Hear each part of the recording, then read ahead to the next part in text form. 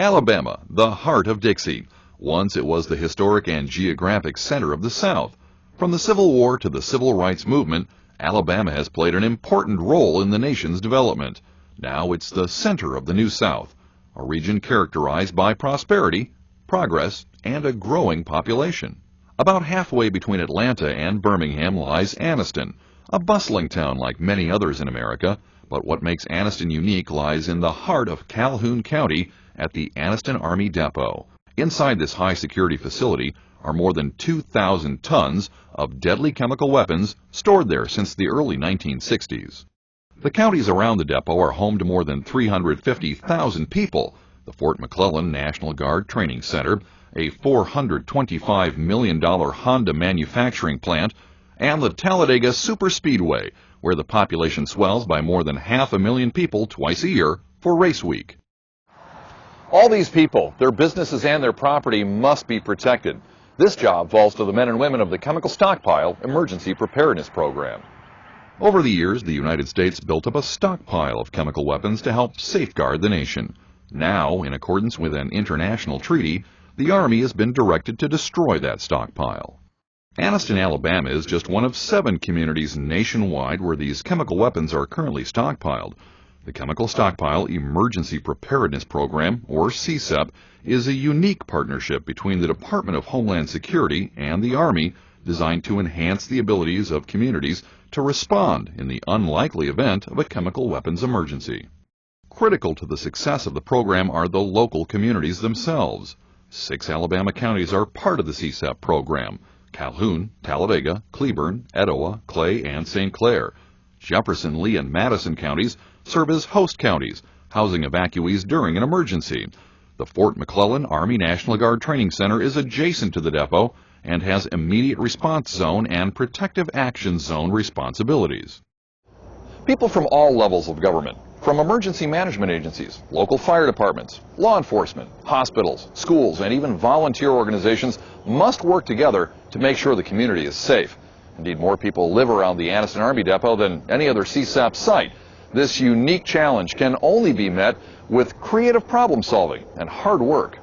Since incineration operations began in August 2003, civilian and Army personnel working at the Anniston Chemical Agent Disposal Facility have already destroyed a significant portion of the Anniston stockpile.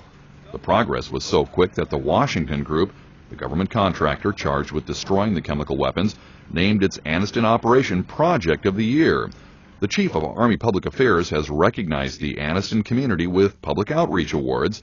The National Safety Council even named the Anniston Project as one of the safest in the nation. But how do you make the process of handling deadly chemical weapons safe? Lieutenant Colonel Darrell Briggs is the commander of the Anniston Chemical Activity.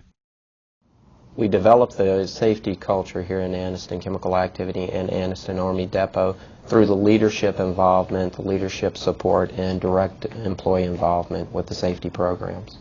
When the depot hires a new employee, he or she begins as a layperson, quickly becoming a highly trained chemical weapons technician.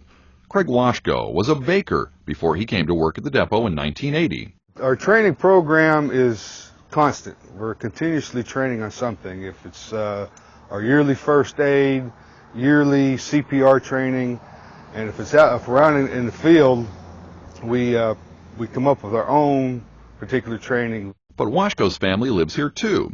How does he feel about having them within danger's reach of the depot?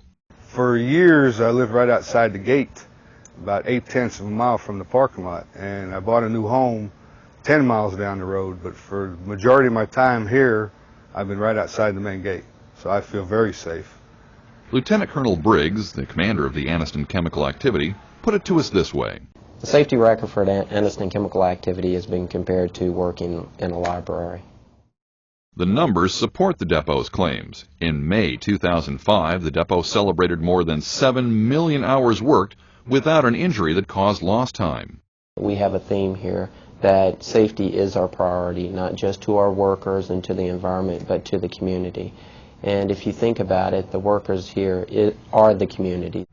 Emergency officials say that because of the high population in the Anniston area, they've worked hard to extend this culture of safety from beyond the boundaries of the depot and out into the surrounding community. In 2003, officials began issuing emergency protective equipment to area residents and businesses based on how close they are to the depot. Those closest to the depot receive portable air cleaners and protective hoods. To receive the hoods, residents must complete a training program on how to use them as a life-saving measure during a chemical emergency. For many years, the community has also distributed tone alert radios so officials can communicate directly with people indoors. And Anniston officials have worked closely with the Army Corps of Engineers to help protect special facilities. Army Corps personnel fitted these buildings with protection systems designed to keep out contaminated air. Emergency management officials have even been able to help large businesses within the community train their employees in preparation for a chemical accident or any other emergency. Here at Honda Manufacturing of Alabama, which is located near the Anniston Army Depot, 2,500 employees may be present during a shift change. If a chemical accident were to occur, those employees must be protected, and they must know how to protect themselves. Matt Smith is Director of Safety at the plant. We drill regularly in respects to the CSEPP program. We've done a lot of training with our managers, our senior managers, to make sure they are ready and able to respond and to kind of direct traffic, so to speak. We rely heavily on Talladega EMA to advise us, and they have been into our facility. They've helped us pick our take shelter locations. They've helped us do our training. They've reviewed our plans, and they've been very invaluable in helping us accomplish that. Local county governments responsible for protecting people living around the Anniston Army Depot have even begun twice-daily communications trainings with the depot and the chemical destruction facility. One of the benefits of it is that we use the same equipment, the same communications, the same protocols if it was a real event.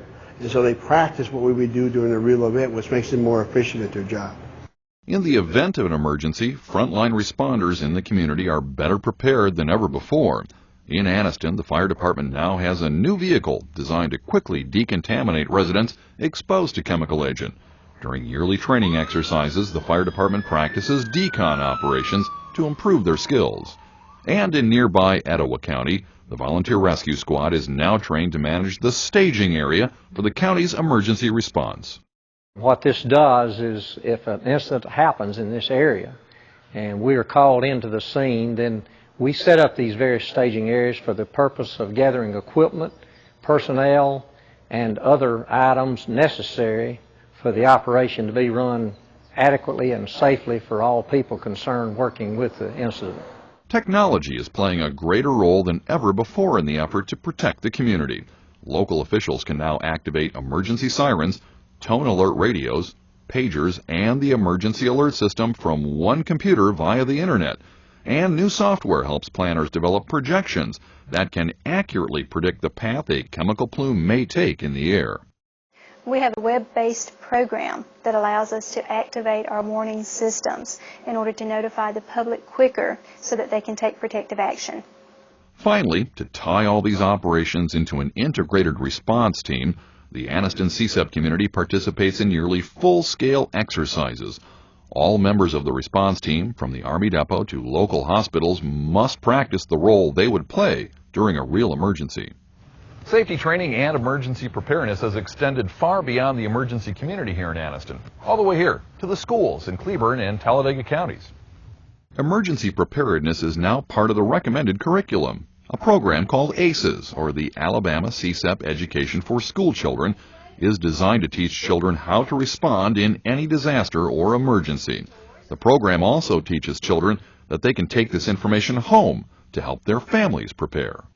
And if it does happen, we won't be the only ones that know what to do. Yeah. And so they'll believe us. Yeah. Getting emergency preparedness into the curriculum isn't easy. How has Anniston been able to do it? The collaboration between agencies has been something that I rarely see. We have good verbal communication, we have good written communication. We know everything that's happening around us, the emergency